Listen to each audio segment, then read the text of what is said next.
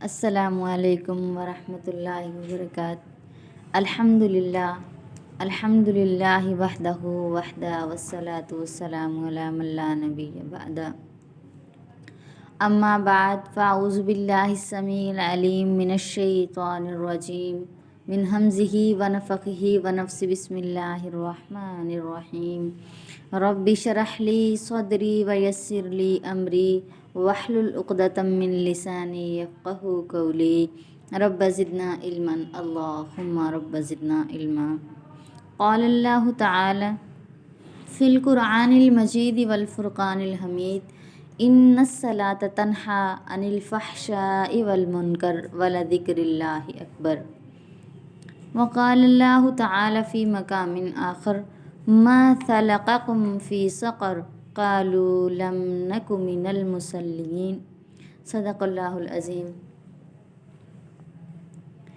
اللہ رب العزت نے قرآن حکیم کے اندر 500 سے زیادہ مرتبہ نماز کا ذکر فرمایا ہے۔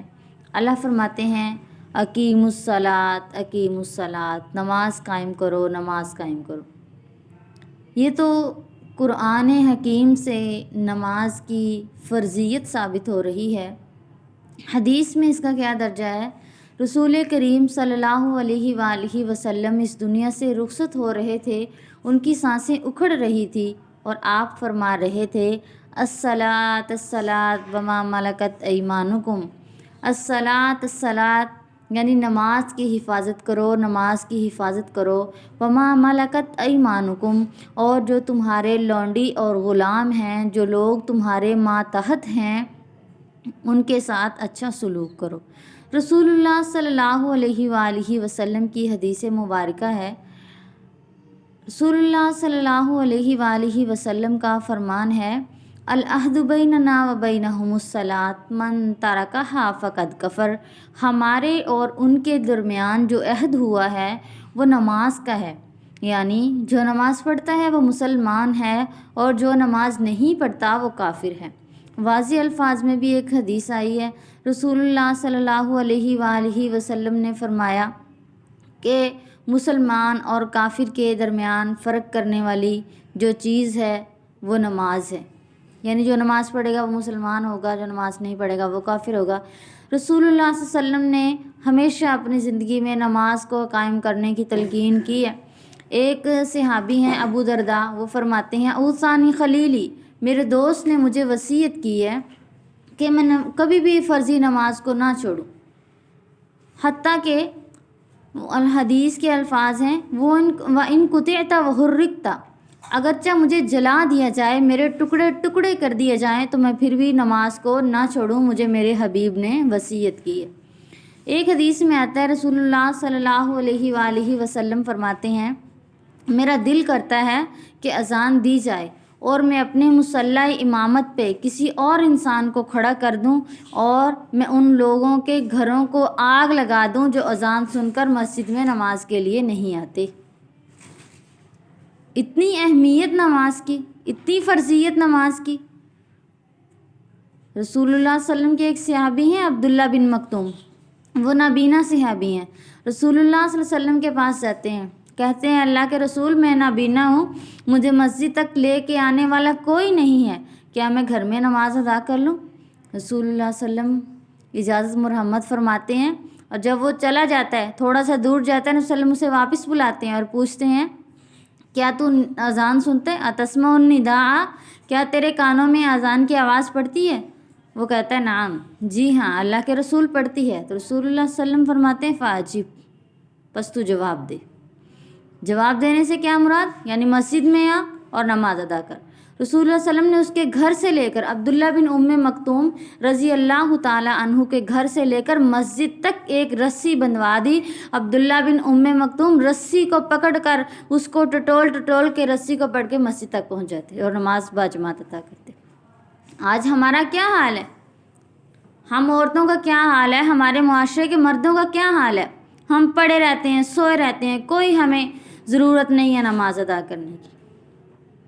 اگر ہم نماز نہیں پڑھتے تو ہم یوں نہ سمجھیں کہ ہم نماز نہیں پڑھتے، ہم تندرست ہیں، ہمیں کوئی ٹینشن نہیں ہے، کوئی پریشانی نہیں ہے، بلکہ یوں جانیں کہ اللہ تعالیٰ نے تمہیں اس قابل ہی نہیں سمجھا کہ تم اس کے آگے جھکو۔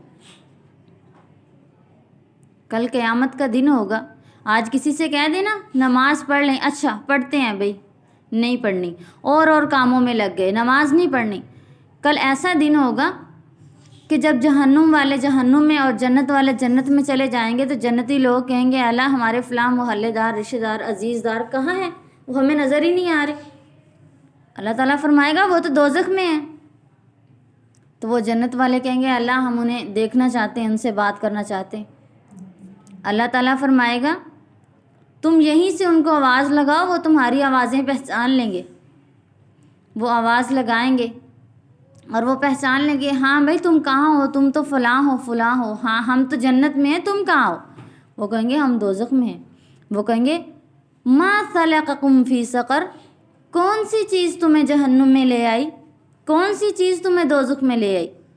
قالو، وہ کہیں گے لم نک من المصلین، ہم نماز نہیں پڑھتے تھے، ہم نماز نہیں پڑھتے تھے، اس وجہ سے ہم دوزخ میں آ گئے ہیں۔ معزز سامعین و سامعات، آج ہمارا کیا حال ہے؟ فجر ہم سو کے گزار دیتے ہیں، ظہر ہم ادھر ادھر کھانا کھانے میں، ادھر ادھر چلنے پھرنے میں، الغرض ہم کوئی بھی نماز جو ہے وہ ادا نہیں کرتے۔ رسول اللہ صلی اللہ علیہ وسلم نے جو فرمایا ہے کہ جو نماز نہیں پڑھتا وہ کافر ہے، تو امام احمد بن حنبل اور امام شافعی رحمہ اللہ کے درمیان مکالمہ ہوا، تو وہ کہتے ہیں کہ جو نماز نہیں پڑھتا وہ کون ہے؟ تو امام احمد کہتے ہیں کہ وہ کافر ہے۔ ٹھیک ہے، وہ کافر ہے، تو جب تک وہ نماز ادا نہیں کرے گا وہ کافر ہی رہے گا، چاہے جائے کہ اس نے زبان سے لا الہ الا اللہ کہہ دیا، تو اس کا کیا مطلب ہے؟ اس پہ جنت واجب ہو گئی ہے، اس کو جنت مل جائے گی؟ نہیں، عمل سے زندگی بنتی ہے، جنت بھی جہنم بھی، یہ خاکی اپنی فطرت ہے، نہ نوری ہے نہ ناری ہے۔ یعنی عمل کریں گے تو ہمیں جنت ملے گی، اچھے عمل کریں گے تو جنت ملے گی، برے اعمال کریں گے تو دوزخ ملے گی۔ مگر ہماری بد نصیبی کیا ہے؟ ہم اللہ کو یاد نہیں کرتے، ہم اللہ کو پکارتے نہیں ہیں، ہر وقت ہمارا چہرہ اترا ہے، ہم پریشان ہیں۔ کیا مسئلہ ہے جی؟ ٹینشنیں ہیں، مسائل ہیں، کاروباری مسائل ہیں، گھر میں پریشانیاں ہیں۔ بھئی ان پریشانیوں کا حل کیا ہے؟ ان پریشانیوں کا حل اللہ کی عبادت ہے، اللہ کو یاد کرنا ہے۔ جب ہم اللہ کو بھلا دیں گے تو اللہ بھی ہمیں بھلا دے گا، استغفر اللہ۔ اور جس کو اللہ بھلا دے اس کا کیا حال ہوگا؟ جس سے اللہ اپنی رحمت پرے کر لے گا اس کا کیا ہوگا؟ اس کا کیا بچ جائے گا؟ اس کا تو کچھ بھی نہیں بچ جائے گا، وہ تو جو ہے ذلیل و خوار ہو جائے گا۔ جیسے شیطان سے اللہ نے اپنی رحمت دور کر لی ہے نا، ایسے ہی انسانوں کا بھی حال ہے۔ جو بندہ اللہ تعالیٰ کو یاد نہیں کرتا اللہ بھی اس کو یاد نہیں کرتا۔ اور اللہ تعالیٰ کیا فرماتا ہے؟ فَاذْكُرُونِي أَذْكُرَكُمْ، تم مجھے یاد کرو میں تمہیں یاد کروں، تم مجھے زمین والوں کے پاس بیٹھ کے یاد کرو، میں آسمان پہ فرشتوں کے درمیان تمہیں یاد کرتا ہوں۔ سبحان اللہ۔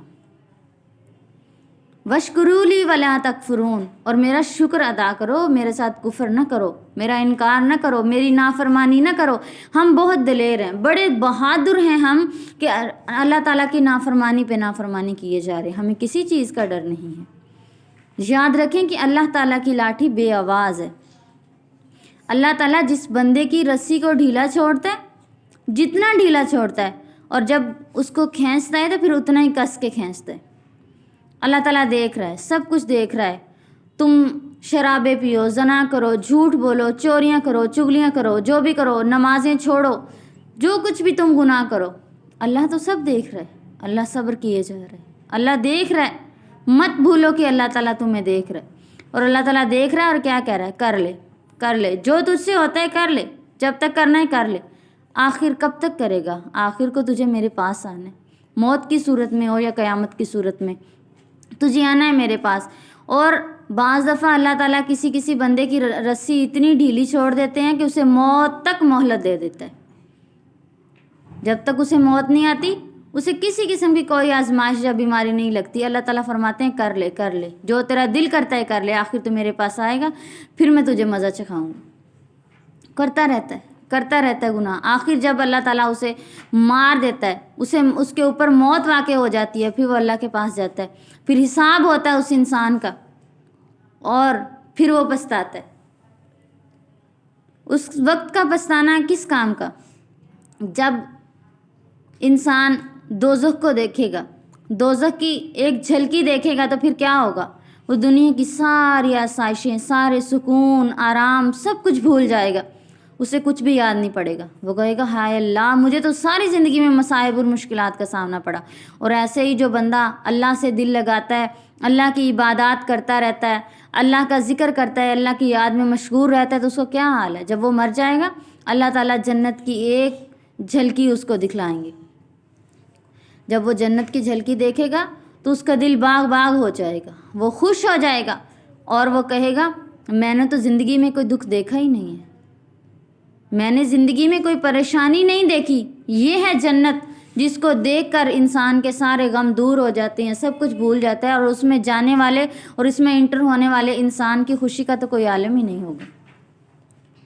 اللہ تعالیٰ جب رات کا 2/3 حصہ گزر کر تیسرا حصہ شروع ہو جاتا ہے تو اللہ تعالیٰ آسمان دنیا پر نزول فرماتا ہے، اور اللہ تعالیٰ کہتا ہے کہ کوئی ہے میرا بندہ مجھ سے اپنے گناہوں کی معافی مانگے، کوئی ہے میرا بندہ، کوئی ہے بیمار جو مجھ سے شفا مانگے، کوئی ہے مجھ سے مانگنے والا میری حاجات، میں اس کی حاجات کو بر لاؤں۔ مگر کیا ہے افسوس کہ ہم سب سو رہے ہوتے ہیں، ہم سو رہے ہوتے ہیں اور ہمارا اللہ ہمیں جو ہے دعوت دے رہا ہوتا ہے، مگر ہم سنتے نہیں ہیں۔ اقبال کیا فرماتے ہیں؟ اقبال کا شعر ہے یہاں پہ، بہت پیارا ہے، کہتے ہیں کس قدر تم پہ گراں صبح کی بیداری ہے، تیرے لیے صبح کو اٹھنا، اٹھ کے اللہ کی بارگاہ میں حاضر ہونا کتنا محال ہے، تیرے لیے دشوار ہے۔ کس قدر تم پہ گراں صبح کی بیداری ہے، ہم سے کب پیار ہے بندیا، ہاں نیند تمہیں پیاری ہے۔ جس سے پیار ہوتا ہے نا اسی کے ساتھ چپکا رہتا ہے نا، تجھے نیند پیاری ہے اس لیے تو نیند سے چپکا ہوا ہے۔ تجھے مجھ سے پیار ہوتا تو اٹھتا، وضو کرتا، مجھے یاد کرتا، میری بارگاہ میں آتا، میری عبادت کرتا، مگر تجھے تو نیند سے محبت ہے نا۔ اور محبت بھی جو ہے بندہ جس کے ساتھ محبت کرتا ہے کل قیامت دن اسی کے ساتھ ہوگا۔ اگر ہم اللہ اس کے رسول سے محبت کریں گے تو اس کے بدلے میں ہمیں جنت ملے گی۔ اگر ہم دنیاوی چیزوں سے یا دنیا سے دنیاوی محبت ہماری ہوگی تو پھر دنیا کی چیزیں یا دنیا کے رہنے والے، دنیا کی آسائشوں جو ہیں وہ کہاں ہوں گی؟ وہ دوزخ میں ہی ہوں گی۔